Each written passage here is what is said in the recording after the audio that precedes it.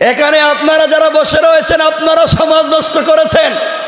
অনেক লোক আছে এখানে বসা, এই বৃহত্তর এলাকায় অনেক মুরব্বী আছেন যাদের মুখের দাড়ি সাদা, পকেটে খাতম বা তাসবিহ আছে, 5 ওয়াক্ত মসজিদে নামাজ পড়ে, হজও করেছে, উমরাও করেছে। খবর নিয়ে দেখেন নামাজও পড়ে, দাড়িও রাখে, কিন্তু এলাকার সব থেকে বড় সুদের কারবারি। ঠিক কিনা জোরে বলেন? নাই না আছে? ভাব ধরছেন কে রে?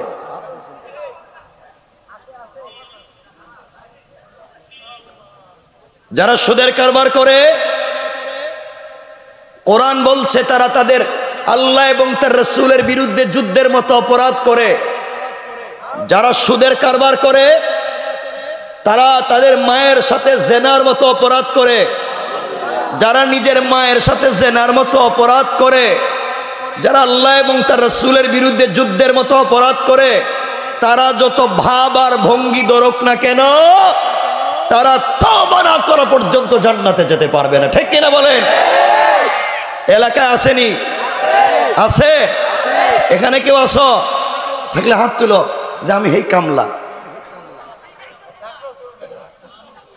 ভাব ধরছেন কে রে? ঘটনা কি? আর কত ঠকতে চান? এই ছেলে, এই ছেলে, এই যে আমার দিকে তাকা, উঠছো কেন? তোমরা কি ভাবতেছো বাবা?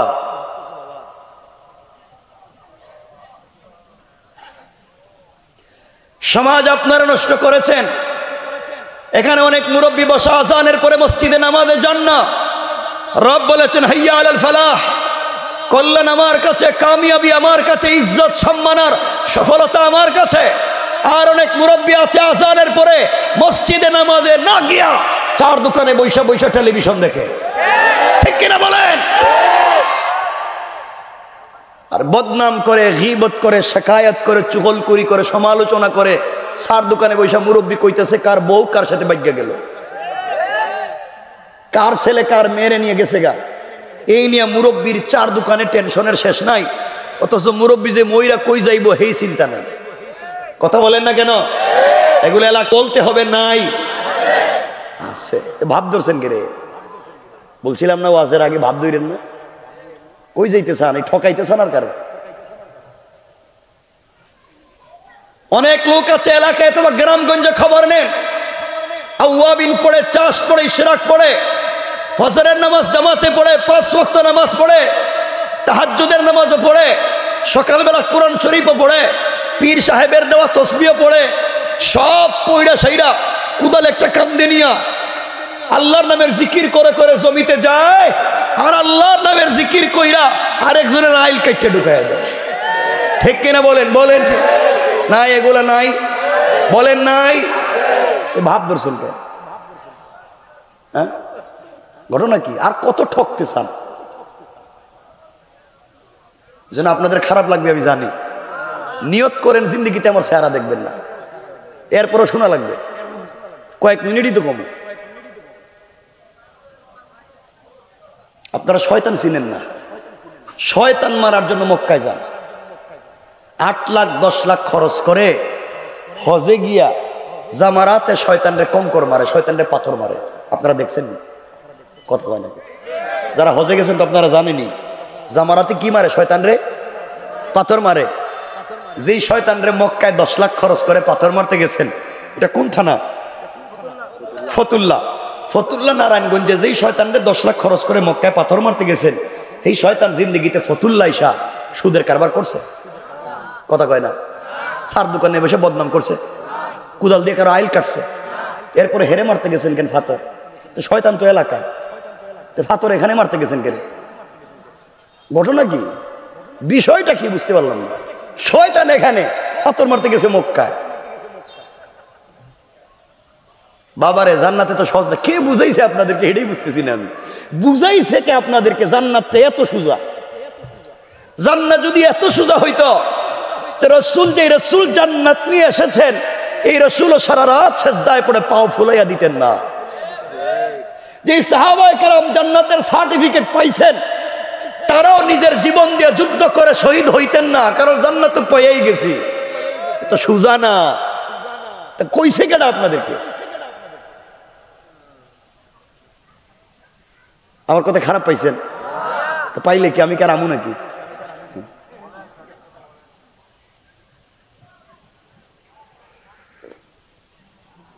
একজন উঠতে পারবেন না, একজন উঠবেন, বসে রয়েছেন ভালো কথা, একজন উঠবেন। এখানে তো আজরাইল আসার সম্ভাবনা কম, ভিতরে তো ঢুকবে না। আজকে ওয়াজ চলতেছে তো, বাইরে হয়তো কোন জায়গায় বসে রয়েছে আজরাইল, বাইরে ইবেন থাবড়া মারি ফালাই দিবে, আপনি ওয়াজ নষ্ট করে দিবেন আমাদের।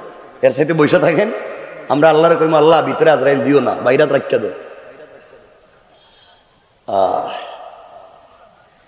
সমাজ আপনারা নষ্ট করেছেন যারা ভিলেজ পলিটিক্স করেন, এলাকার রাজনীতি করেন, এলাকার মোড়ল, এলাকার মাতবর, এলাকার বিচারী, পঞ্চায়েতের বড় মুরব্বী, এলাকার সর্দার, কসম রব্বে পাকের জাতের এলাকায় অনেক পঞ্চায়েতের মুরব্বী আছে যারা পঞ্চায়েতের বিচার করতে গিয়া এক কাপ রং চা খাইয়া এদিকের বিচারকে এদিকে দিয়া দেয়।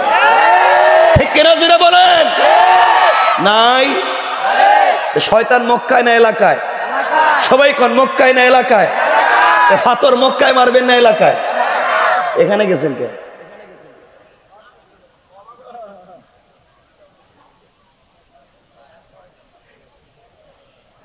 গত হজে দেখলাম এক হাজি সাহেব হজে গিয়া জামারাতে পাথর মারতেছে, মারতে মারতে বুধর রাগ উঠে গেছে, গা জুতা খুললে মারতেছে। শয়তান তুই এলাকা মাইল লাগাই রাখছিস, আর এখানে বসে রয়েছে জুতা দিয়ে মারতেছে। আপনি যেই শয়তানরে জুতা খুললে 10 লাখ খরচ করে মারতে গেছেন, এই শয়তান কোনোদিন এলাকায় এক কাপ রং চা খাইয়া বিচার করেনি। এমন মুরব্বী আছে এক প্যাকেট ব্যানসন সিগারেট দরাইয়া দিলে বিচার খায় ফেলায়। কথা বলেন না কেন? এমন মুরব্বী আছে পঞ্চায়েতের একটা বিচার একটা তারিখে শেষ হয়, ডেট দিয়ে 5টা, প্রত্যেক ডেটে 1000। কথা কন না কেরে? এগুলা নাই? বলতে হবে নাই। শয়তান এলাকায় না মক্কায়? জুতা কই মারবেন? আবার বলেন, সবাই বলেন এলাকায়। কি এর ইমান আপনার? এই তো এই শয়তান রে মারলো তো এই কালিমার, তুমিও কালিমার দাওয়াত দিবা, আমিও দিমু। তুমি দাওয়াত দিয়ে মিষ্টি খাইবা, আর আমি দাওয়াত দিয়ে মাইর খাইমু। তোমার কালিমারই সমস্যা কি? তুমি ফাতর মাইরা মক্কায় গিয়ে কুরমাগুলো খাইবা, আর এলাকায় ফাতর মারলে মাইর খাইবে, এই জন্য ফাতর মারবা না। এটা কোন সুন্নতে হইছ? কোন ইসলাম বাবা? বসে রয়েছে তো ভাব ধরে এখানে। ইসলামে তো সহজ নয়।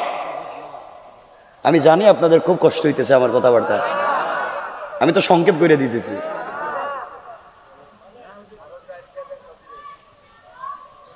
বেশি বললে আপনাদের মাথা খারাপ হয়ে যাবে, কম কম বলতেছি। অনেক মুরব্বী আছেন দেখবেন এলাকায়,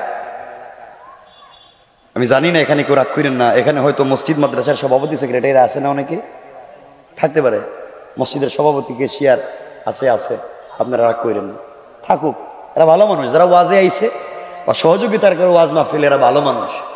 কিন্তু সমাজ নষ্ট, পরিবার নষ্ট, শেষ পর্যন্ত আল্লাহর ঘর মসজিদ পর্যন্ত নষ্ট।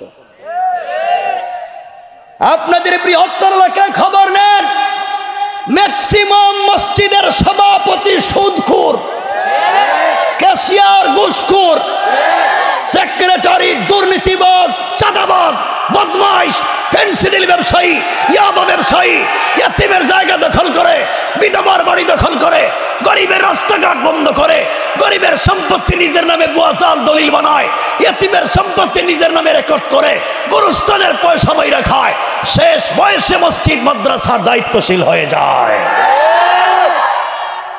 নাই?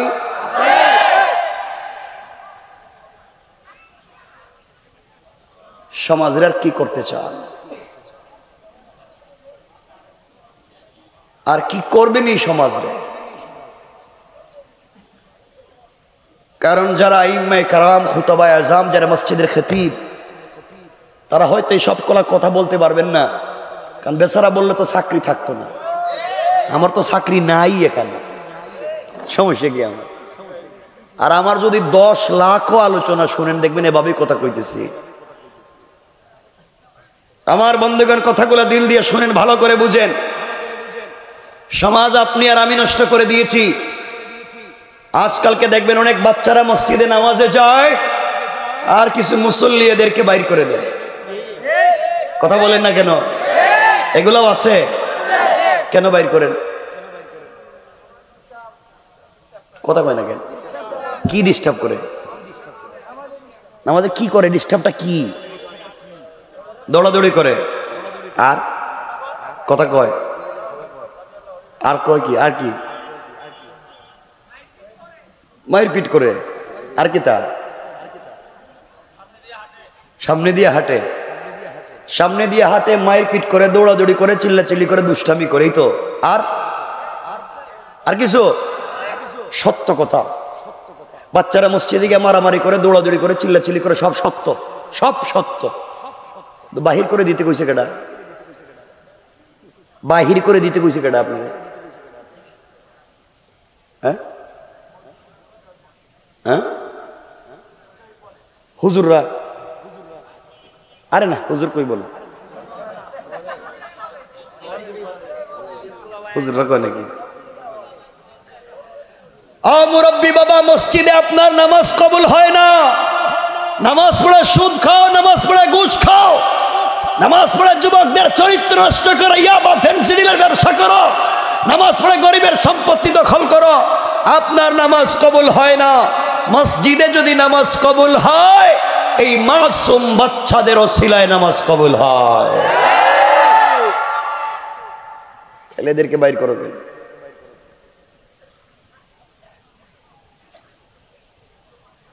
এই জন্যে বাচ্চাদেরকে মসজিদ থেকে বের করবা না, বলো ইনশাআল্লাহ। আরো জোরে বলেন ইনশাআল্লাহ। বাচ্চাদেরকে মসজিদে নিয়ে যাবেন তো? আপনাদের কি লজ্জা হয় না যে আপনি হাত ধরাইয়া বাচ্চাকে বাজার, এই যে ফতুল্লা বাজার, এটা নারায়ণগঞ্জ, চিনাচ্ছেন বাচ্চাকে, এটা তোমার নানার বাড়ি, এটা তোমার দাদার বাড়ি, এটা আমার বিজনেস, এটা তোমার বাবার বিজনেস, দাদার বিজনেস, সব হাত ধরাইয়া চিনাইলেন। বাচ্চাটাকে হাত ধরাইয়া আল্লাহর ঘর চিনাইলেন না। আল্লাহ যদি বলে নিমক হারাম, সব চিনাইলে, বাচ্চাটাকে হাত ধরে আমার ঘরে নিয়ে গেলে না, বাচ্চাটাকে আমি আল্লাহকে চিনাইলে না, কি জবাব দিবেন বলেন? কি আছে আপনার জবাব? কি আছে? এই জন্য দুষ্টামি করবেন না। আজকালকে বাচ্চারা মসজিদ ভুলেই যাচ্ছে, কারণ মসজিদ ভুলেই গিয়েছে। কেমনে মসজিদে যাবে? সকালবেলা প্রাইভেট স্কুল, কোচিং, কেজি, তো মসজিদ ভুলেই যাচ্ছে। আর বাচ্চারা মসজিদে যাচ্ছে, আপনার বাইর করে দেন। আজকের থেকে এই এলাকার সব বাচ্চারা মসজিদে যাবে। আপনারা কোন যাবে? সবাই বলেন, জোরে বলেন, যাবে। বাচ্চারা মসজিদে যাবে। আমি সিনেমা হলে যেতে বলছি না, আমি যাত্রা গানে যেতে বলছি না, আল্লাহর ঘরে যেতে বলছি। সে মারামারি করলে আল্লাহর ঘরে করবে। আপনার কি?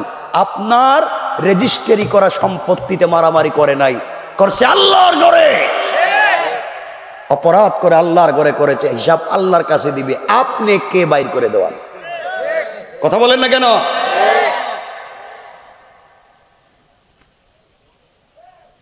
কষ্ট পাইছেন? মাঝে মাঝে বাচ্চাদেরকে মসজিদে নিয়ে যায়, নেয় মাঝে মাঝে। কোন দিন নেয়? যেদিন তাবারুক দেয়।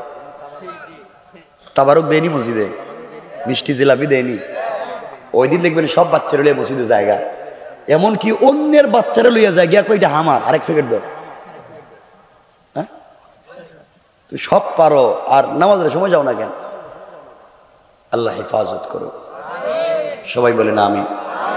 সংক্ষেপ, এতক্ষণ যা বলছি এগুলা হচ্ছে সামাজিক নোংরামি, সামাজিক অবক্ষয়। এখন আপনাদেরকে বলবো বেঁচে থাকবার পথ এবং পদ্ধতি। এই সমস্যাগুলা থেকে বাঁচার দরকার আছে না নাই? না এভাবেই থাকবে? কথাগুলো বুঝেন। বাচ্চাদেরকে মসজিদে নিয়ে যাবেন, বলেন ইনশাআল্লাহ। বাচ্চারা দুষ্টামি করলে সমস্যা কি আপনার? রাসূল পাক সাল্লাল্লাহু আলাইহি ওয়াসাল্লাম একদিন মসজিদে নববীতে, কথায় কথা চলে আসছে, 1 মিনিটে বলে দিই। আসরের নামাজের ইমামতি করতেছেন মসজিদে নববীতে। আসরের নামাজ ফরজ 2 রাকাত। কয় রাকাত? 2 রাকাত না? 2 রাকাত কইলেন? তা আমি যেটা কইছি এটা কইলে তো আর হইল না ওয়াজ। আপনাদের সচেতনতার তো দরকার। আসরের নামাজ কি 2 রাকাত? 2 রাকাত কইছেন কেন? কি রে, হেরা তো উল্টা কয়, আমি যেটা কই হেডেই কয়। আমি যদি কই এটা মদ, কইব হ মদই। আসরের নামাজ কয় রাকাত? রাসূল আসরের নামাজের ইমামতি করতেছেন মসজিদে নববীতে। সকল সাহাবী রাসূলের মুসল্লি।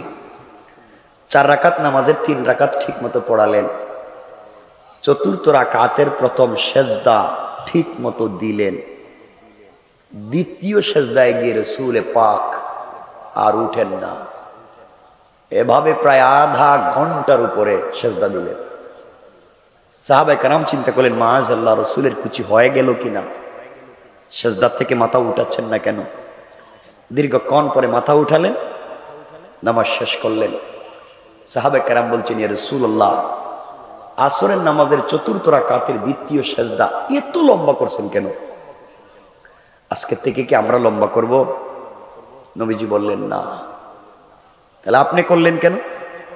নবীজি বলছেন, সাহাবীরা, আমি যখন নামাজের সেজদায়, তখন আমার কলিজার টুকরা নাতি হাসান ও আমার পিঠে উঠে আমার কাঁধে বসে 2টা পা 2 দিকে ছেড়ে দিয়া আমার লম্বা চুলের মুষ্টি ধরে আমি নামাজের সেজদায়, আর সে আমার পিঠে ঘোড়া দৌড়ায়।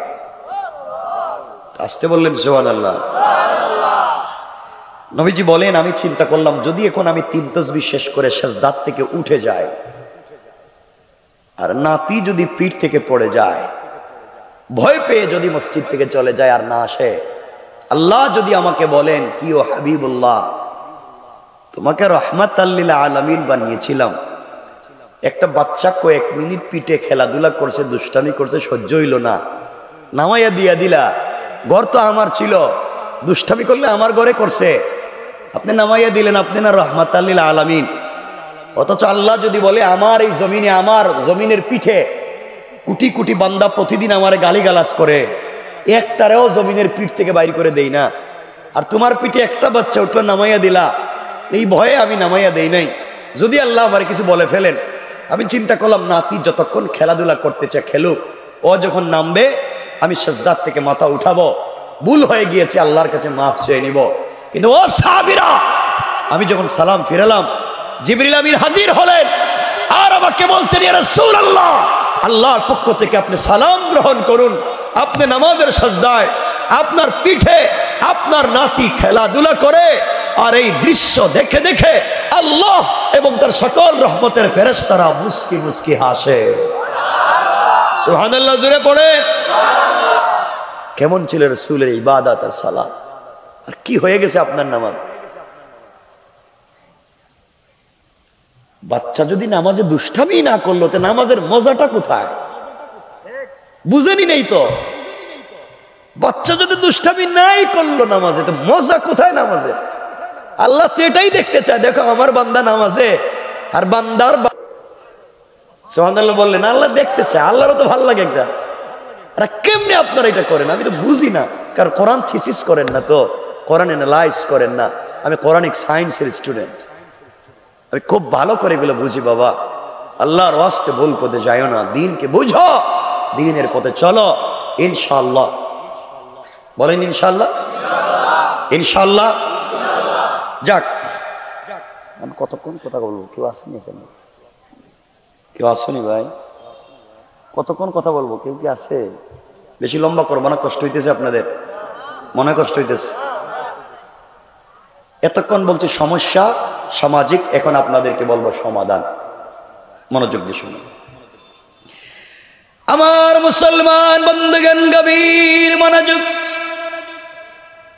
এই দুনিয়ার জমিনে আল্লাহ রাব্বুল ইজ্জত ওয়াল জালাল আখিরি জামানার পয়গম্বর সরকারে কায়নাত, দো জাহানের সরদার নবী রহমত জনাবে মুহাম্মদ রাসূলুল্লাহ সাল্লাল্লাহু আলাইহি ওয়াসাল্লামকে আল্লাহ তাআলা জানিয়ে দিলেন, বন্ধু আমার, দুনিয়ার জমিনে যারা আমি আল্লাহর গোলাম দাবি করবে, আশিক রাসূল দাবি করবে, আল্লাহর গোলামের গুণ কি, কোয়ালিটি কি, কন্ডিশন কি, আমার আল্লাহ কোরআনে কারীমের 19 নম্বর পারা 25 নম্বর সূরা সূরা আল ফুরকানের 63 নম্বর আয়াত থেকে আমার আল্লাহ এক এক করে গুণগুলা বর্ণনা করতে লাগলেন। আমার আল্লাহ বললেন, ওয়াইবাদুর রাহমানিল্লাযীনা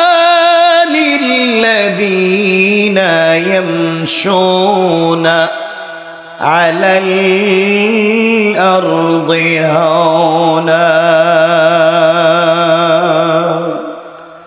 আল্লাহ রাব্বুল ইজ্জত ওয়াল জালাল বলছেন, মুসলমানেরা, এই দুনিয়ার জমিনে যারা আমি আল্লাহর গোলাম দাবি করবে, আশিক রাসূল দাবি করবে, আমি আল্লাহর গোলাম যারা নিজেকে মনে করবে, বান্দারে আমি আল্লাহর গোলামের এক নম্বর গুণ হলো আমার বান্দা দুনিয়ার জমিনে কোনোদিন অহংকার করতে পারে না। কি করতে পারে না? এই বৃহত্তর ফতুল্লাহ এলাকায় আল্লাহ যাদেরকে টাকার মালিক বানিয়েছে, মিল ফ্যাক্টরির মালিক বানিয়েছে, শিল্পের মালিক বানিয়েছে, গাড়ির মালিক বানিয়েছে, কলকারখানার মালিক বানিয়েছে, গাড়ির মালিক, বাড়ির মালিক বানিয়েছে, আপনি আপনার সম্পদের কারণে অহংকার করতে পারেন না। চলার পথে আপনি যদি আপনার সম্পদের কারণে অহংকার করে বসেন, আমার আল্লাহ চাইলে 10 তলা থেকে থাবড়াইয়া গাছতলায় নামাইয়া দিতে আমার আল্লাহর 1 মিনিটও দেরি হবে না। কোন ঠিক কিনা? আর আপনি যদি অহংকার ছেড়ে দিতে পারেন, চলার পথে নিজেকে ছোট করে ফেলতে পারেন, আমার আল্লাহ চাইলে 10 তলা থেকে নয়, আমার আল্লাহ চাইলে গাছতলা থেকে, বাঁশতলা থেকে কান ধরে 10 তলার মালিক বানাইয়া দিতে আমার আল্লাহর 1 মুহূর্ত দেরি হবে না। কোন ঠিক কিনা? এজন্য অহংকার করা যাবে? সবাই বলেন না যাবে। আপনারা করেননি? না না, আপনারা তো ওলিয়া ওলিয়া পর্যায়ে পৌঁছে গেছেন না। কহেরা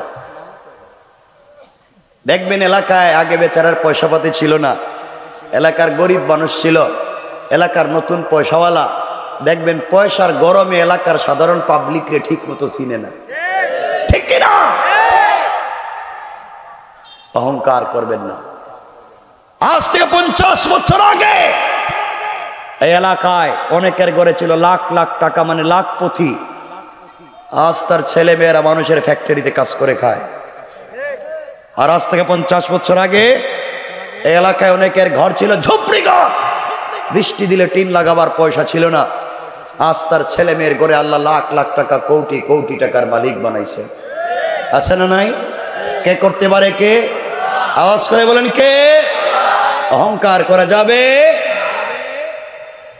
এখন যদি আমরা আলোচনা শুরু করি, অহংকার করলে ক্ষতি কি, অহংকার ছেড়ে দিলে লাভ কি, আমাদের কমপক্ষে সময় লাগবে 3 ঘন্টা। শুনেন না, বলেন, কয় শুনেন, এটার অলরেডি 5 ঘন্টার একটা ফুল আলোচনা। অহংকার করলে ক্ষতি কি, অহংকার ছেড়ে দিলে লাভ কি, ফুল 5 ঘন্টার একটা আলোচনা আমার অলরেডি আছে ইন্টারনেটে। সো এত লম্বা আলোচনা করার সুযোগ নাই।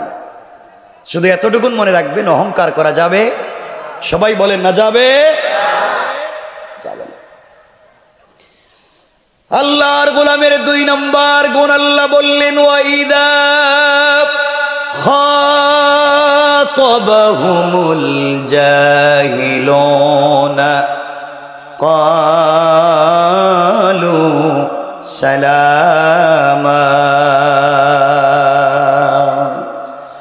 আল্লাহ রাব্বুল ইজ্জত ওয়াল জালাল বলছেন, মুসলমানেরা, এই দুনিয়ার জমিনে যারা আমি আল্লাহর গোলাম দাবি করবে, আশিক রাসূল দাবি করবে, আল্লাহর গোলাম যারা নিজেকে মনে করবে, বান্দারে আল্লাহর গোলামের 2 নম্বর গুণ হলো আমার গোলামকে কেউ গালি দিলে গালির জবাব দিবে না, আঘাত করলে আঘাতের জবাব দিবে না, গীবত শিকায়াত সমালোচনা করলে জবাব দিবে না, বরং আমি আল্লাহর গোলামকে কেউ যদি গালি দেয়, আমার গোলাম গালির জবাবে গালি না দেয়া ওই ব্যক্তির জন্যে শান্তি আর সালামতির দোয়া করে যায়। পড়েন সুবহানাল্লাহ।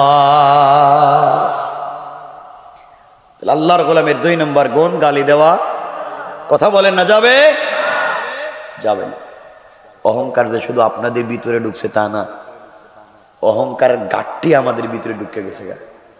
হুজুর যারা আমাদের ভিতরে অহংকারের গাঠটি ঢুকে গেছে।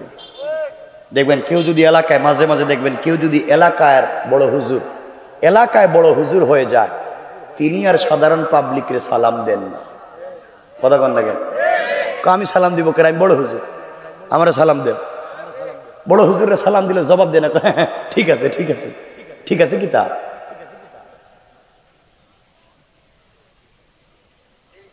যারা মাদ্রাসার ছাত্র, স্কুল কলেজের ছাত্র, শোনো, তুমি ক্লাসের ফার্স্ট বয়, কিতাব বুঝো, ভালো করে পড়া বুঝো, এই জন্য অহংকার করতে যাইও না।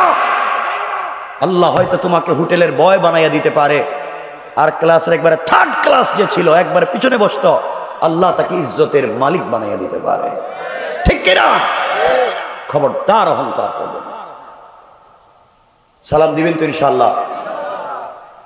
আল্লাহ বলছেন খাতাবাহুমুল জাহিলুন, কোন জাহিল যদি তোমাকে গালি দিয়েও ফেলে, কালু সালামা, তাদের জন্য শান্তির দোয়া করো, সালাম দাও, পড়েন ইনশাআল্লাহ। আপনারা সালাম দেননি? কথা কয় সবাই দেননি? একটু দেখি তো, আমি কি আপনাদের সালাম দিতে কইছি? আমি কইছি আমি একটু দেখি, আমি দেখতেছি আপনাদেরকে, মানে আমি বলতেছি। এরা কত সালা কইছে, নিজের জান বাঁচাইতে খুব চেষ্টা করে। আমাদের কলিজার টুকুর আম্মা জান আয়েশা সিদ্দিকা রাদিয়াল্লাহু তাআলা আনহা, তিনি বলেন রাসূল পাক যখন ঘরে আসতেন, আম্মা জান আয়েশা বলেন, আমি ঘরের দরজার চিপায় দাঁড়িয়ে থাকতাম, পর্দার আড়ালে দাঁড়িয়ে থাকতাম, নবীজি যেন আমাকে খুঁজে না পান। তিনি যখন আমাকে খুঁজে না পেয়ে ঘরের দরজা এসে ডাক দিবেন আয়েশা, তখন আমি ঘরের দরজা খুলে দিয়া ঝাপটি মেরে তাকে জড়িয়ে ধরে তার কপালে চুম্বন দিয়া আমি সর্বপ্রথম রসুলকে সালাম দিব। সুবহানাল্লাহ, তো আসতে বললেন। কিন্তু আম্মা জান আয়েশা বলেন, আল্লাহে, আল্লাহর জাত ও সিফাতের কসম, আমি আমার জিন্দগিতে রসুল পাককে আগে সালাম দিতে পারি নাই, বরং রসুল ঘরে আসার অনেক দূরে থাকতে আমাকে সালাম দিতেন। না সুবহানাল্লাহ, এটা বাদ দেন কেমন? সুবহানাল্লাহ সবাই কয় না, আরো জোরে পড়েন না সুবহানাল্লাহ। এখানে কয়েকটা শিক্ষা। নবীজি আয়েশাকে সালাম দিয়েছেন, এর অর্থ হলো স্বামী স্ত্রীকে সালাম দিয়েছেন। নবীজি আয়েশাকে সালাম দিয়েছেন, এর অর্থ হলো বড় ছোটকে সালাম দিয়েছেন। রসুল বড়, আয়েশা ছোট, রসুল আয়েশাকে সালাম দিয়েছেন, অর্থ বড় ছোটকে সালাম দিয়েছেন। শিক্ষা হলো, আপনি বড় লোক, আপনি পয়সাওয়ালা, আপনি বয়স বেশি, আপনি আল্লামা, আপনি খতিব, আপনি প্রিন্সিপাল, আপনি মুফতি, আপনি যদি রাস্তায় হাঁটার সময় একজন সুইপার, একজন ভ্যানওয়ালা, একজন ঠেলাওয়ালা, একজন রিক্সাওয়ালাকে সালাম দিতে আপনার কলিজায় বাঁধে, 100% আপনি অহংকারী। ঠিক কিনা বলেন? কেন আপনি সালাম দেন না? রসুল আয়েশাকে সালাম দিয়েছেন, এর অর্থ হলো রসুল বাহির থেকে এসে ঘরে সালাম দিয়েছেন। শিক্ষা হলো বাহির থেকে এসে ঘরে সালাম দিতে হয়। অর্থ দাঁড়ালো বাহির থেকে আসলে ঘরে সালাম দিতে হয়। শিক্ষা হলো উস্তাদ ছাত্রদেরকে সালাম দিবেন, টিচার স্টুডেন্টকে সালাম দিবেন। ছাত্ররা আগে থেকেই ক্লাসে বসা থাকে, উস্তাদ বাহির থেকে ক্লাসে আসেন, যিনি বাহির থেকে আসবেন তিনি সালাম দিবেন। তো নবীজি বলছেন বাহির থেকে আসলে কেন?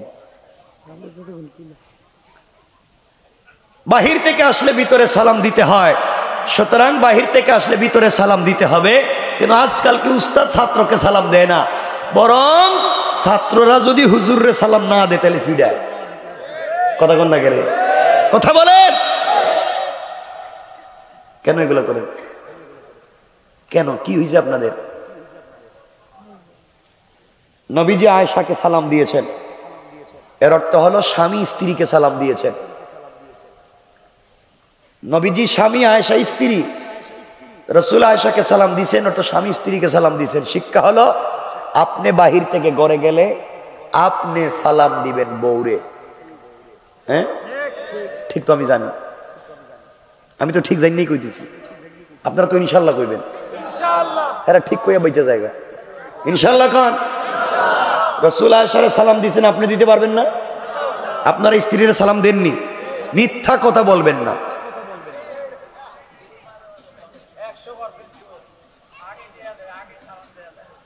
বউ আগে সালাম দিয়ে দেয়? ওরে আল্লাহ রে, কি ভালোবাসা রে আল্লাহ।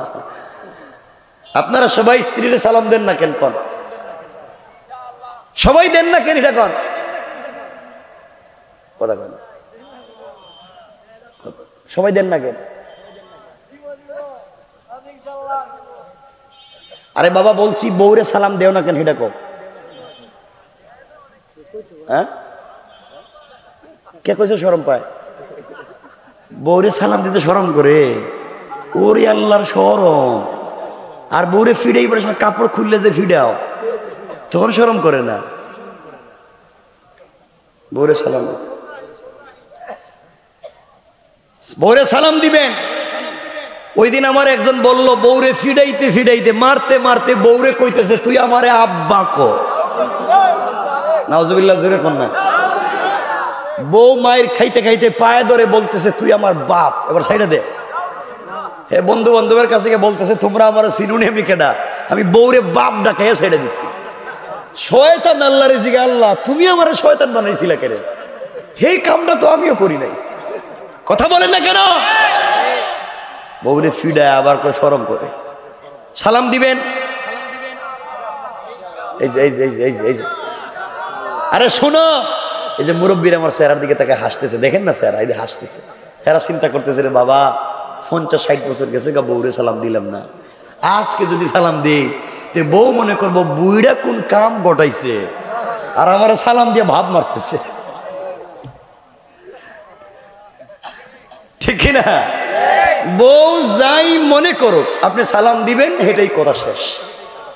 বলেন, জোরে বলেন ইনশাল্লাহ। দিবেন তো ইনশাল্লাহ? আজকে বাসায় গিয়া ঘরের দরজা দাঁড়াইয়া বলবেন স্ত্রী আসসালামু আলাইকুম ওয়া রাহমাতুল্লাহ। বউ কই বৌমা, বুড়ারে এত রাতে কোন বুথে ধরলো? আপনি বলবেন কোনো বুথে ধরে নাই, হুজুর এই মাত্র ওই যে পূর্ব মুসলিম পাড়া ওয়াজ করছে আর আমি সুন্নত আদায় করছি। সালাম দিবেন সবাই? বলেন। জোয়ানেরা কয় না, হ্যাঁ বউ নাই। ওরে আল্লাহর বউ নাই রে, কি ভালো হয়েছে তোমার বউ নাই, কপালে ঠাডা পড়ো। ওটা বউ নাই, প্রেম করছো তো 4-5টা কমপক্ষে, ঠিক কিনা? এটা ঠিক কইছে কেডারি?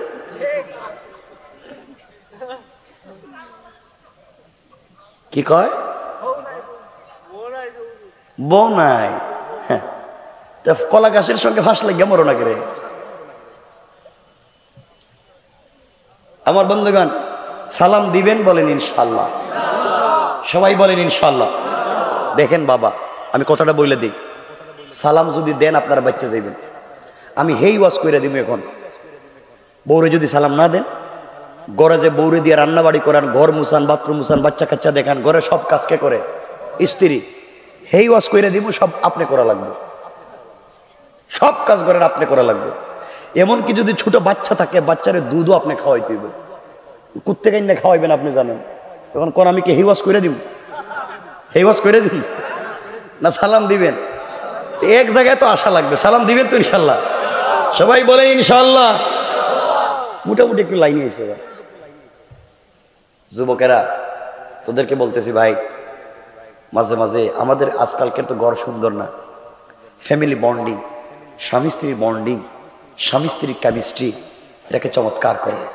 স্বামী স্ত্রী যদি ভালো হয়, বাচ্চা ভালো হবে। কারণ যেই বাচ্চাকে নিয়ে আপনি স্বপ্ন দেখেন, এই বাচ্চা ভালো হওয়ার পূর্ব শর্ত স্বামী স্ত্রী ভালো হওয়া লাগবে। আজকালকে স্বামী স্ত্রীতে কোনো মিল নাই। বিশ্বনবী এবং খাদিজাতুল কুবরা স্বামী স্ত্রী সম্পর্ক ভালো ছিল, আল্লাহ তাদের ঘরে জন্ম দিয়েছেন হযরতে ফাতেমা। ফাতেমা এবং আলীর সম্পর্ক ভালো ছিল, আল্লাহ তাদের ঘরে জন্ম দিয়েছেন হযরতে হাসান, হযরতে হুসাইন। আর আমাদের ঘরে জন্ম দিছে এখন বল্টু মিয়া। আজকালকে আমাদের ঘরে জন্ম নেই বল্টু। বল্টু দুনিয়া এসে কিছু খায় না, এরা খাওয়াইতে গেলে আগে টেলিভিশনে মুটু পাটলু দেখাইতো। কথা বলেন না কেন? ঘটনা কি? এই জন্য পরিবারকে সুন্দর করেন, বলেন ইনশাআল্লাহ। কি করতে হইব? 1 নম্বরে কি দিতে হইব? আর মাঝে মাঝে গড়ে গিয়া মাঝে মাঝে গড়ে গেলে বউরে নিজের হাত দিয়ে মুখে উঠে খাওয়াইয়া দিয়েন। খায় না কয়, এটা কি খায় না কয়? মুরব্বী করতেছে খায় না। বলছি স্ত্রীরে মাঝে মাঝে মুখে উঠাইয়া খাওয়াইয়েন, মানে ইনশাল্লাহ কোন বিশ্বনবী সারা জিন্দগি হযরতে আয়েশাকে নিজের হাতে খাইয়ে দিয়েছে। আয়েশা বলছে রাসূল আমাকে কুলে করে ঘুম পাড়াতেন। সুবহানাল্লাহ বলেন। এই জন্য মাঝে মাঝে স্ত্রীকে খাওয়াবেন তো। না না এইটা ইনশাল্লাহ কইতো না তো, 2-3 জন কইছে ইনশাল্লাহ। ইনশাল্লাহ বলেন। এই যে বাচ্চারা ইনশাল্লাহ কইতেছে। তুমি বিয়া করছো, তুমি যে ইনশাল্লাহ কইছো, বেটা বিয়া করতে আরো 30 বছর বাকি, হে এখনো খাওয়াইতে রেডি, তুই কারে খাওয়াইবি? স্ত্রীরে খাওয়াবেন তো ইনশাল্লাহ। আপনাদের আওয়াজ আমার সুন্দর হইতেছে।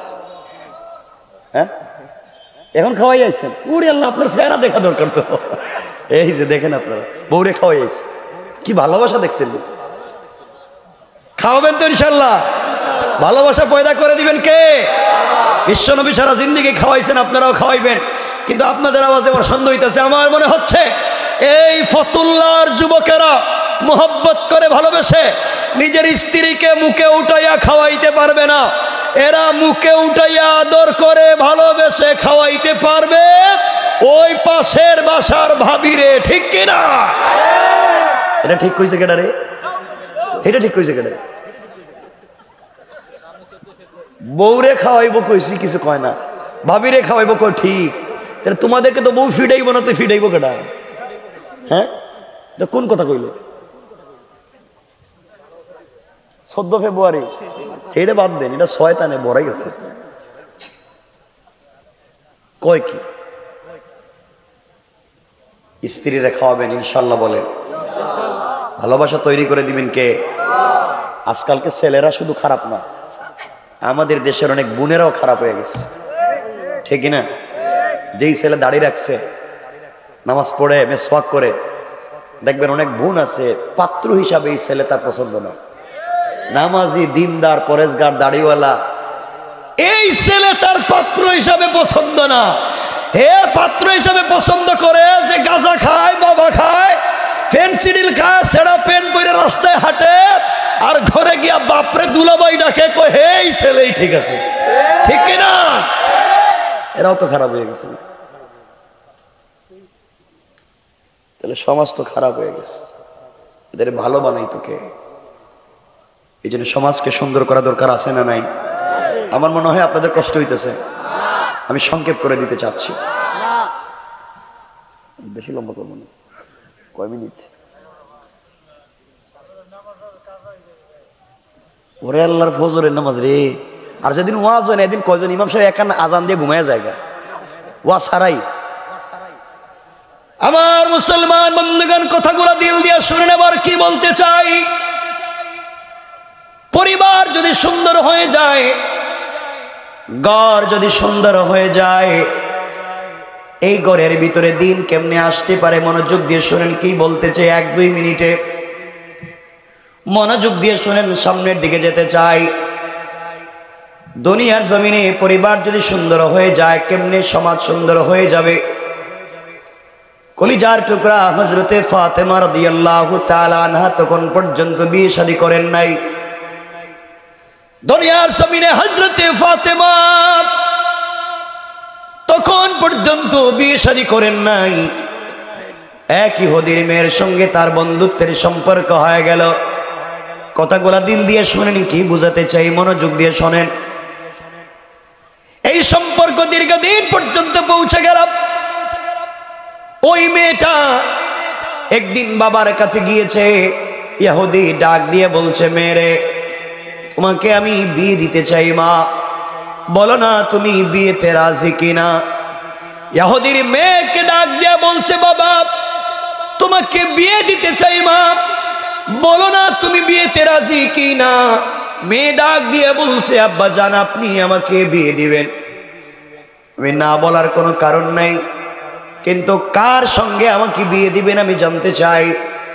ইহুদি ডাক দিয়ে বলছে, মেয়েরে এই পৃথিবীর সবথেকে বড় একজন শিল্পপতি ইহুদির ছেলের সঙ্গে বিয়ে দিতে চায়।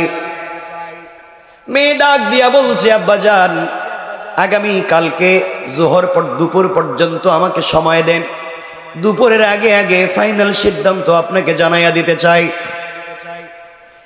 মেয়েটা বাবার কাছ থেকে সময় নিয়ে হযরতে ফাতেমার কাছে চলে এসেছে।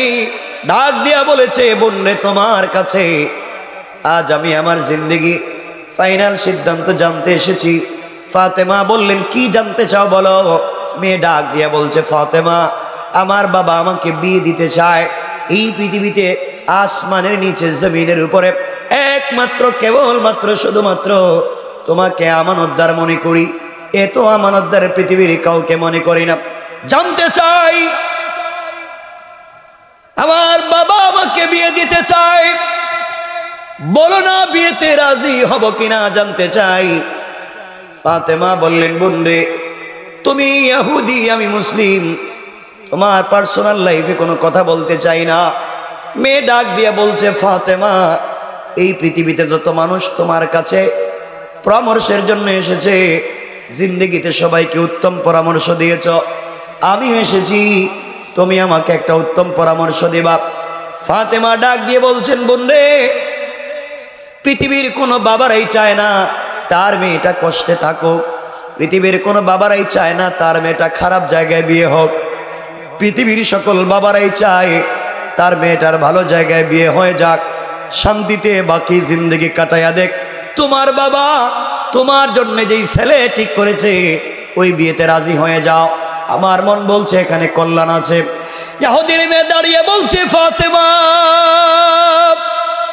তুমি আমাকে বলেছো বিয়েতে রাজি হয়ে যাওয়ার জন্য, আমি রাজি হয়ে যেতে পারি, কিন্তু বোন রে আমার একটা শর্ত আছে। কি শর্ত জানতে চাই।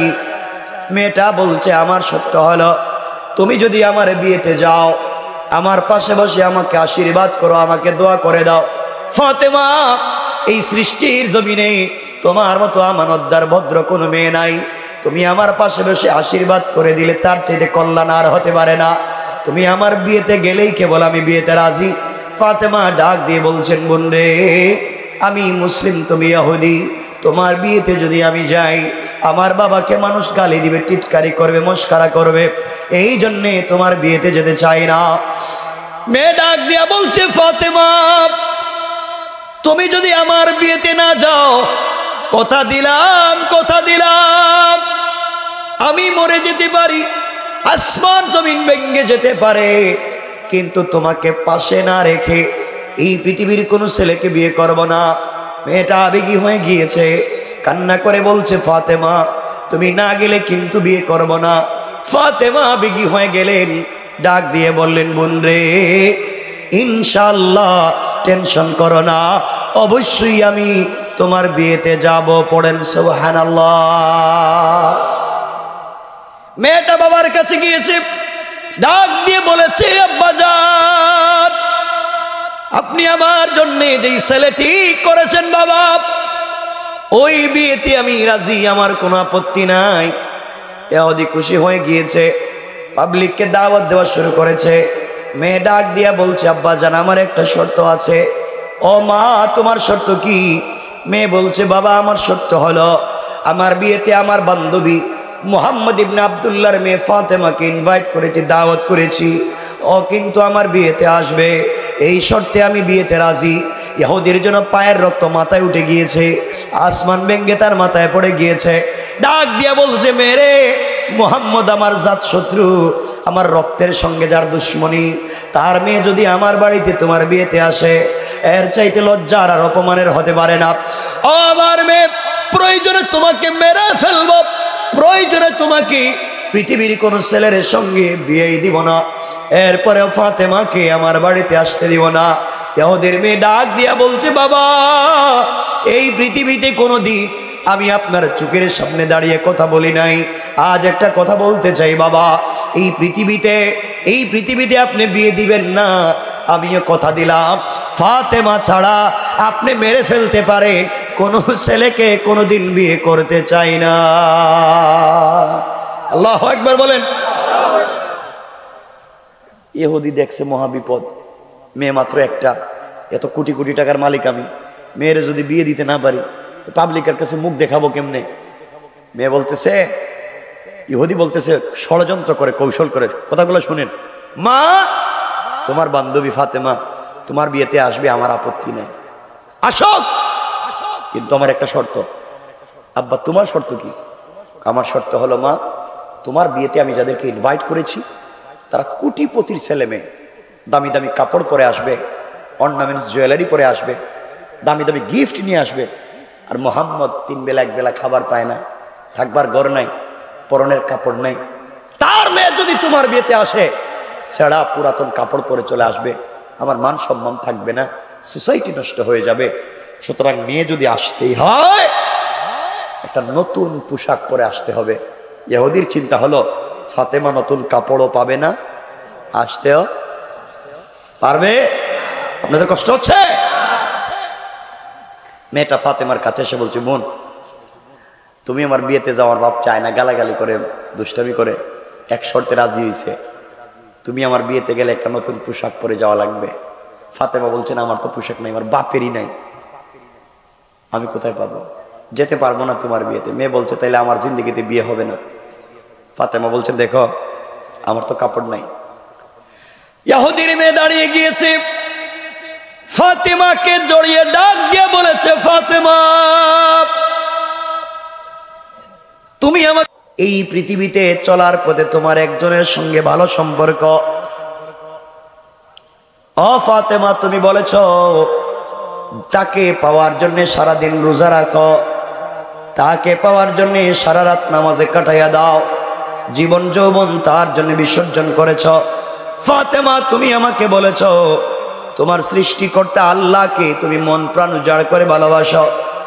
ফাতেমা তুমি আমাকে বলেছ তোমার আল্লাহর অনেক ক্ষমতা, তোমার বাবাকে উহুদ পাহাড় পরিমাণ স্বর্ণ আর সম্পদ দিতে চাইছে, তোমার বাপ নেয় নাই। তুমি বলেছ তোমার আল্লাহ আসমান জমিন বানাইছে। ও ফাতেমা তোমার আল্লাহর যদি এত ক্ষমতা হয়, সে আল্লাহ কি তোমাকে একটা নতুন পোশাকের ব্যবস্থা করতে পারে না? ফাতেমা তুমি তার প্রেমে বিভোর হয়ে গিয়েছো। আমার মন বলছে তুমি একা একা ভালোবাসো, সে তোমাকে ভালোবাসে না।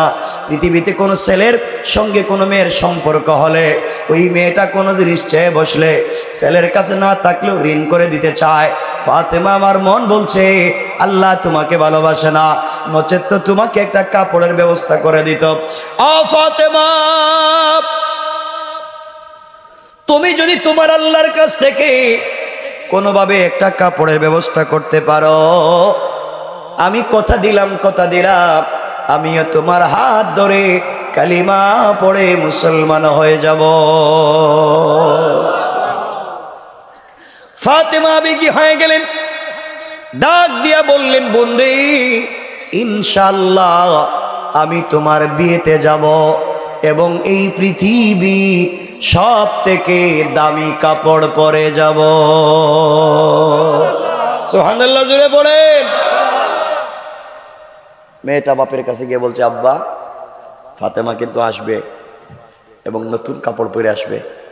ইহুদি কয় দেখবা খাওয়ার নাই আর হে নাকি নতুন কাপড় পরবো। আমার বন্ধুগণ এই কথা যেদিন বলছে এর 40 দিন পরে 1 মাস 10 দিন পরে বিয়া। এই 1 মাস 10 দিনে বহুত ঘটনা ঘটছে, বহুত গুরুত্বপূর্ণ চমৎকার, এগুলো সব বাদ দিয়ে দিলাম। ডাইরেক্ট বিয়া, আগামীকালকে বিয়া, মধ্যখানের ওয়াজ বাতিল। আপনাদের কষ্ট হচ্ছে না? রাত্র কয়টা হইতেছে খবর আছে? আরে না, ডাইরেক্ট বিয়া, আগামীকাল কি বিয়া, মাদ্দাখানের ওয়াজ বাতিল।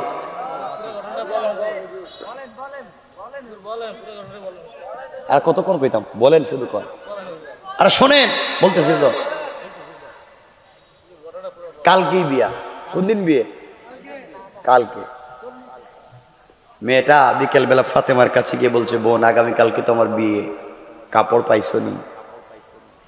ফাতেমা বললেন আমি তো ভুলেই গেছি কালকে যে তোর বিয়ে, কাপড় কোথায় পাবো?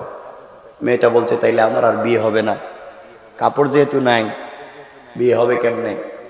ফাতেমা বললেন শোনো টেনশন কইরো না, এখন এক রাত বাকি আছে। আমি যার সাথে সম্পর্ক করি, যার সাথে প্রেম, এক রাত বাকি আছে। আমার আল্লাহ চাইলে একটা মুহূর্তে আসমানকে জমিন বানাতে পারে, জমিনকে আসমান বানাতে পারে, সাগরকে নগর বানাতে পারে, নগরকে সাগর বানাতে পারে। আমার আল্লাহ সব পারে। এক রাত বাকি আছে। আমার বিশ্বাস এক রাত্রের ভিতরে কাপড়ের ব্যবস্থা হয়ে যাবে। একটু জোরে পড়েন না সুবহানাল্লাহ। আপনাদের কি কষ্ট হয় সুবহানাল্লাহ কইতে? সুবহানাল্লাহ পড়েন। ফাতেমা গভীর রাত্র হয়ে গিয়েছে, তারও আমাদেরও। ফাতেমা রাত্রবেলা মুসল্লা বিছায় কাঁদতেছে, আল্লাহর কাছে ডাক দিয়া বলেছে, আল্লাহ এই পৃথিবীতে একমাত্র তোমাকে ভালোবেসে গেলাম, জীবন যৌবন বিসর্জন করে তোমাকে ভালোবাসলাম। আয় আল্লাহ তাআলা, তোমার কাছে আমি জানতে চাই তুমি কি আমাকে ভালোবাসো না? তোমার কাছে আমি জানতে চাই, সত্যি বলো আমি তোমাকে ভালোবাসি, তুমি কি ভালোবাসো? এই পৃথিবীতে তোমার কাছে আজ পর্যন্ত কিছু চাই নাই, ভাঙ্গা করে খেয়ে না খেয়ে থাকি, মনে মনে আশা আখিরাতে তোমাকে পেয়ে যাব।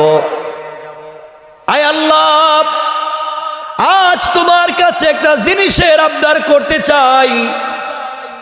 এটা ফাতেমার চাহিদা পুরাবার জন্য না, ফাতেমার সৌন্দর্য বাড়াবার জন্য না, একটা জিনিসের আবদার করতে চাই। ওইটা দিয়ে আমি ইহুদির মেয়ের বিয়ে বাড়িতে যাব। আমার বাবা মানুষের বাড়িতে বাড়িতে দ্বীনের দাওয়াত দেয়, আমি মেয়ে মানুষ হওয়ার কারণে যেতে পারি না। আল্লাহ, তুমি আমাকে একটা কাপড়ের ব্যবস্থা করে দাও। জীবনে তোমার কাছে কিছু চাইলাম না, ওই কাপড় পরে ইহুদির মেয়ের বিয়ে বাড়িতে যেতে চাই। ওই বাড়িতে যত মহিলারা বিয়ে বাড়িতে জমা হবে, সকল মহিলারা যেন কাপড়ের দিকে তাকাইয়া কালিমা পড়ে মুসলমান হয়ে যায়। ফাতেমা দোয়া শেষ করেছে, মুসল্লা রেখে দিয়েছেন। হঠাৎ করে ঘরের দরজা জানালা বন্ধ, তাকাইয়া দেখে ঘরের কর্নারে দুইটা কাপড়ের প্যাকেট। সুবহানাল্লাহ বলেন। ফাতেমা কাপড়ের প্যাকেট গুলা হাতে নিয়েছে, বাবার কাছে ডাক দিয়া বলেছে, বাবা আল্লাহর কাছে গভীর রজনীতে কাপড়ের আবদার করেছি, কে দিয়ে গেল বাবা? নবীজি কাপড়গুলা হাতে নিলেন, একটা প্যাকেট খুললেন, খুলে দেখেন একটা সালোয়ার, একটা কামিজ, আর একটা প্যাকেট খুলে দেখেন একটা ওড়না। কামিজের মধ্যে স্টোন দিয়া পাথরের টুকরা দিয়া ডিজাইন করা, ওড়নার মধ্যে গ্লাসের টুকরা দিয়া ডিজাইন করা। এত সুন্দর ডিজাইনের কাপড় কে দিয়ে গেল? এমন সময় নবীজি শুনেন কে যেন দরজায় নক করেছে। রাসূল পাক দরজা খুলে দিলেন, জিবরিল আমিন ঘরের ভিতরে প্রবেশ করলেন, সালাম দিয়ে বলছেন, ইয়া রাসূলুল্লাহি, আল্লাহর পক্ষ থেকে আপনি সালাম গ্রহণ করেন। আপনার মেয়ে ফাতেমা আপনার ঘরে থেকে খেয়ে না খেয়ে আল্লাহর সঙ্গে এমন সম্পর্ক করেছে, আল্লাহ তাআলা আমি জিবরিল আমিনকে দিয়া জান্নাতুল ফিরদাউস থেকে এক সেট কাপড় পাঠাইয়া দিয়েছে। নবীজি বললেন, মা। কাঁদলেন কতক্ষণ, কান্না করে বলছেন, মা এই নো কাপড়, এই কাপড় পরে তুমি আগামীকালকে ইহুদির মেয়ের বিয়ে বাড়িতে যাইও, পর্দার সাথে যাইও। এই যে নবীজি ফাতেমাকে বললেন পর্দার সাথে যাইও, এটারও একটা লম্বা ব্যাখ্যা আছে। কেন বললেন? ফাতেমা তো এমনি পর্দা করবে, বলার পিছনের কারণ কি? এটা সব বাদ না, কইতাম না, শুনেন ভাই, 11:30 হয়ে গেছে, এটাও বাতিল না, শুনেন না। আর বলতেছি তো, বলেন, বলতে আছি তো। ফাতেমা সকালবেলা বিয়ে বাড়িতে যাইতেছে, ওয়াজ মাঝখানে টারাইকা দিলাম। একে তো বিশ্ব নবীর মেয়ে, আল্লাহ যাকে সাইয়্যিদাতুন নিসাই আহলিল জান্নাহ বানাতে চায়, আল্লাহ যাকে আসাদুল্লাহিল গালিব আলীর স্ত্রী বানাতে চায়, আল্লাহ যাকে সাইয়্যিদা শাবাবি আহলিল জান্নাহ হাসান হুসাইনের মা বানাতে চায়, সে কি কম সুন্দর? এর উপরে পড়ছে জান্নাতের কাপড়, নূরুন আলা নূর। সুবহানাল্লাহ বলেন না?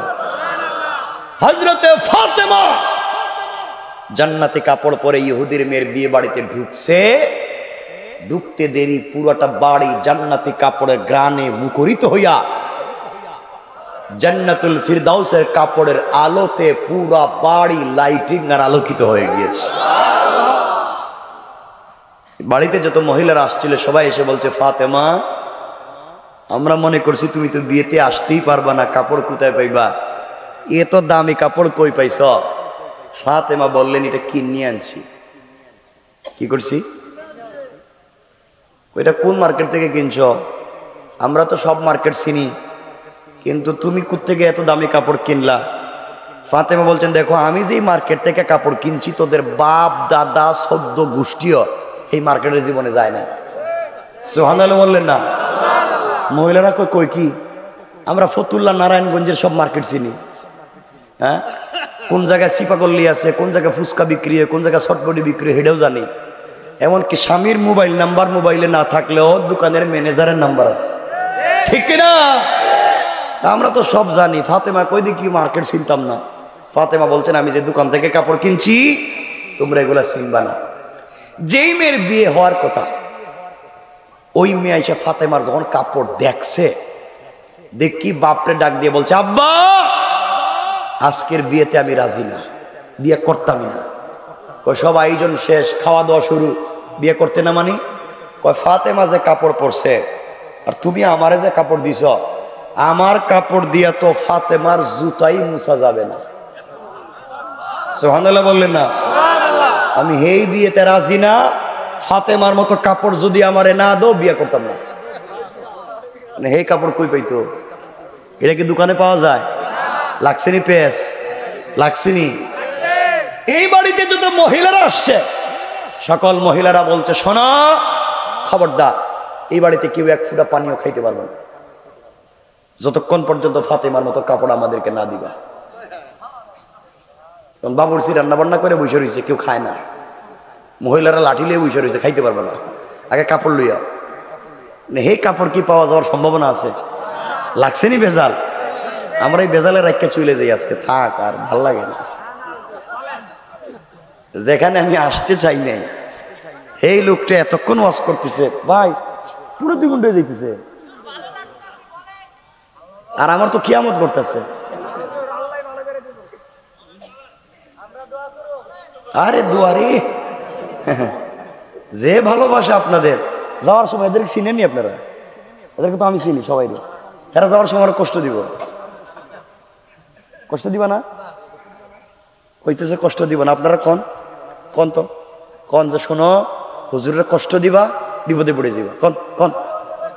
কন আপনারা সবাই কন। হেরা কয়, হেরা সালা কয়ে গেছে, হেরা কয় না। ওরে বাবার সময় রে, কি সময়ের দাম রে, সিগারেট। আমার বন্ধুগণ কথা শেষ করে দিচ্ছি, আমি লম্বা করব না। ফাতেমা, সবাই মহিলারা এসে বলছে, ফাতেমা কাপড়টা কয় টাকা দিয়ে কিনছ? ফাতেমা বলছে, দেখো জয় টাকা দিয়ে কিনি, তোদের বাপ দাদার সম্পত্তি বিক্রি করে কিডনিও যদি বিক্রি করো, এই কাপড় কিনা তো দূরের কথা, আমার কাপড়ে যে পাথর দিয়ে ডিজাইন করে একটা পাথরের টুকরাও কিনতে পারবা না। মহিলাদের জিদ কম না বেশি? মহিলারা কয়, দেখছো নি গরিবের মেয়ে আমাদেরকে কি থ্রেট দিতেছে। সব মহিলারা বলছে, ফাতেমা যাইতে পারবা না। বলো কোত্থেকে কিনছো? আমরা এই কাপড় কিনে আনো মার্কেট থেকে। ফাতেমা বলছেন, আমি যে মার্কেটে যাইতে পারবো, তোমাদের কি মার্কেটে যাওয়ার মতো পয়সা আছে? না কইতেছে, এদের সবারই পয়সা আছে, ফাতেমার নাই। মহিলারা কই, দেখছো নি কই কি গরিবের মেয়ে আমাদেরকে থ্রেট দেয়। বলো কোন মার্কেট থেকে কিনছো? এক পর্যায়ে ফাতেমা বলে ফেললেন, শোনো, যেই দোকান থেকে কাপড় কিনেছি ওই দোকানের নাম জান্নাতুল ফিরদাউস।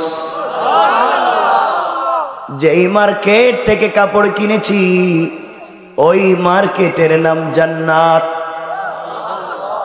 মহিলারা চিন্তা করে জান্নাতুল ফিরদাউস, জান্নাত। আমাদের মার্কেটের নাম তো সলিমুদ্দিনের মার্কেট, কিন্তু হে জান্নাত কই কেরে, এটি তো নাম শুনলাম না। মহিলারা ফাতেমা এই মার্কেটে কই আছে? কই মার্কেট আছে, যাওয়ার রাস্তা কোন দিকে, নারায়ণগঞ্জ না ফতুল্লা? এই রাস্তা চিনবা না, এটা ভিআইপি রাস্তা, সিকিউর রাস্তা, যে কেউ চাইলে যাইতে পারবো না, এটা অন্য রাস্তা। মহিলারা বলছে তুমি বলো এটা কোন রাস্তা দিয়ে যাওয়া লাগে। এক পর্যায়ে ফাতেমা বলে ফেললেন, শোনো, যে দোকান থেকে কিনেছি ওই দোকানের নাম জান্নাতুল ফিরদাউস, যেই মার্কেট থেকে কিনেছি ওই মার্কেটের নাম জান্নাত। আর ওই মার্কেটে যে রাস্তা দিয়ে গিয়েছি ওই রাস্তা হলো ইহদিনাস সিরাতাল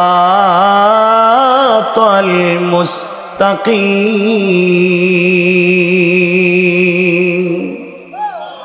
ও মহিলারা, সিরাতে মুস্তাকিম নামক রাস্তা দিয়ে যদি চলো রে, সামনে গেলে জান্নাত নামক মার্কেট পাইবা।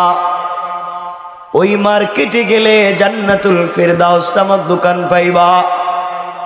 ওখানে গেলে পরে আমার চাইতে আরো দামি দামি কাপড় পাইবা। মহিলারা বলছে ফাতেমা জান্নাত, জান্নাতুল ফিরদাউস, সিরাতে মুস্তাকিম চিনি না, এটা কেমনে যাওয়া যায়? ফাতেমা বলছেন সিরাতে মুস্তাকিম যে রাস্তা, ভিআইপি রাস্তা, সিকিউর রাস্তা। ভিআইপি রাস্তা দিয়ে যে কেউ যাইতে পারে না, সিকিউরিটি আছে। এই রাস্তা দিয়ে যাইতে গেলে একটা আইডি কার্ড লাগবে, পরিচয়পত্র লাগবে। পরিচয়পত্র থাকলে হবে না, পিন নাম্বার লাগবে। পিন নাম্বার থাকলেই হবে না, মনে রাখা লাগবে, নাইলে কাজ হবে না। মহিলারা বলছে ফাতেমা বলো আমরা সব করতে পারি, প্রয়োজনে সব ছেড়ে দিব, এরপরেও ওই পিন নাম্বার আর আইডি কার্ড নিব। ফাতেমা বলেন সত্য কথা কি? আমি তো কাপড় কিনি নাই। কাপড় কিনো নাইতে পাইছো কই? কইটা আমার একজন গিফট করছে, গিফট। আমার সাথে একজনের প্রেম ভালোবাসা, আমার গিফট করছে। মহিলারা কই কি গরিবের মেয়ের এত দামি কাপড় গিফট করলো, আমরাও তো প্রেম করি, আমাদেরকে তো 2 টাকা দিয়ে বাদামও কিনে দেয় না। এত দামি কাপড় যে দিছে হেরে দেখা দরকার।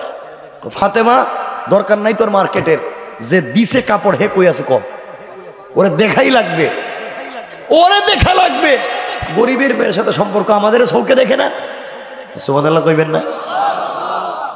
ফাতেমা বলছেন হে যে কারোর সাথে প্রেম করে না, কোত কন্ডিশন আছে। কি? আইডি কার্ড লাগবে, ওই পিন নাম্বার লাগবে। মহিলারা বলে বলো আইডি কার্ডটা কই আছে, পিন নাম্বারটা কি আমাদেরকে বলো। ফাতেমা বললেন শোনো, যে আইডি কার্ড থাকলে সিরাতে মুস্তাকিম নামক রাস্তা দিয়ে চলতে পারবা, ওই আইডি কার্ডের নাম হলো ইসলাম, আর পিন নাম্বার হলো লা ইলাহা ইল্লাল্লাহ মুহাম্মাদুর রাসূলুল্লাহ। ও মহিলারা, ইসলাম নামক আইডি কার্ড ধারণ করে লা ইলাহা ইল্লাল্লাহ নামক পিন নাম্বার যদি মনে প্রাণে ধারণ করতে পারো রে, সামনে গেলে সিরাতে মুস্তাকিম নামক রাস্তা পাইবা, আরো সামনে গেলে জান্নাত নামক মার্কেট পাইবা, আরো সামনে গেলে জান্নাতুল ফিরদাউস নামক দোকান পাইবা।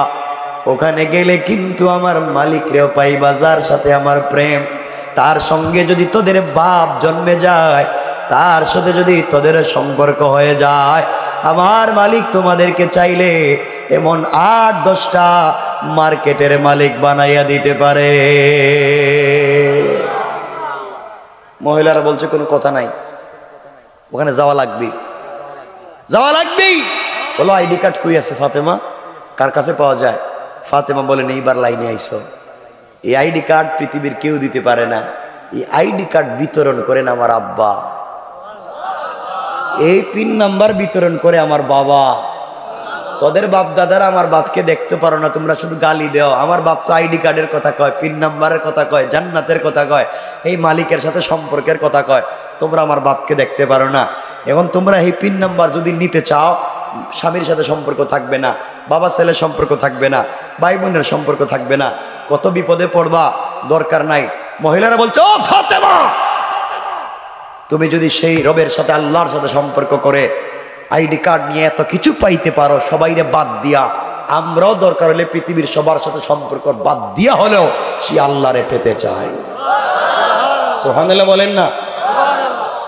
ওই কথা বলে এক বাক্যে কেউ বলেছেন 350 জন মহিলা, কেউ বলছেন 352 জন মহিলা, কেউ বলছেন 470 জন মহিলা, কেউ বলছেন 472 জন মহিলা ফাতেমার কাপড়ের দিকে তাকায়া একসাথে কালিমা পড়ে মুসলমান হয়ে যায়।